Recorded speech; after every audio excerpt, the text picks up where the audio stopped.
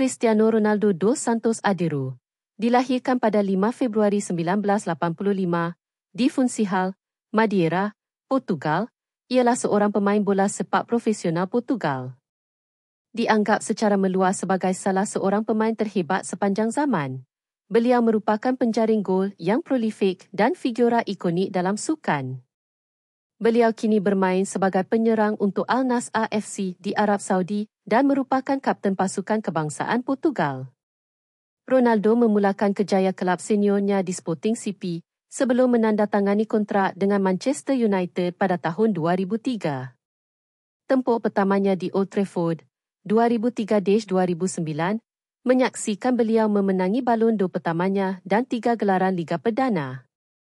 Beliau kemudian membuat perpindahan rekod dunia ke Real Madrid pada tahun 2009, di mana beliau mencapai kejayaan yang belum pernah berlaku, memenangi 4 gelaran Liga Juara-Juara UEFA, 2 gelaran La Liga, dan menjadi penjaring gol terbanyak sepanjang zaman kelab itu.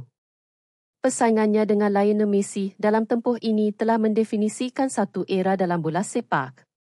Selepas 9 musim di Madrid, beliau berpindah ke Juventus, memenangi 2 gelaran Serie A, sebelum kembali ke Manchester United untuk tempur kedua, dan kemudian menyertai Al Nassr pada tahun 2023. Senarai anugerah individu dan pasukan beliau yang tiada tandingan termasuk 5 kali pemenang Ballon d'Or, 5 kali pemenang Liga Juara-Juara UEFA, 7 gelaran Liga merentasi England, Sepanyol dan Itali, pemenang kejuaraan Eropah UEFA 2016 bersama Portugal, pemenang Liga Negara-Negara UEFA 2019 bersama Portugal, penjaring gol terbanyak sepanjang zaman dalam bola sepak antarabangsa lelaki, penjaring gol terbanyak sepanjang zaman dalam Liga Juara-Juara UEFA. Di luar pencapaian atletiknya, Ronaldo dikenali kerana etika kerja yang gigih, kehebatan fizikal, dedikasi terhadap kecergasan, dan daya tarikan jenama global. Beliau adalah salah seorang atlet yang paling dikenali dan mempunyai nilai pasaran tertinggi di dunia, dengan pengikut media sosial yang ramai.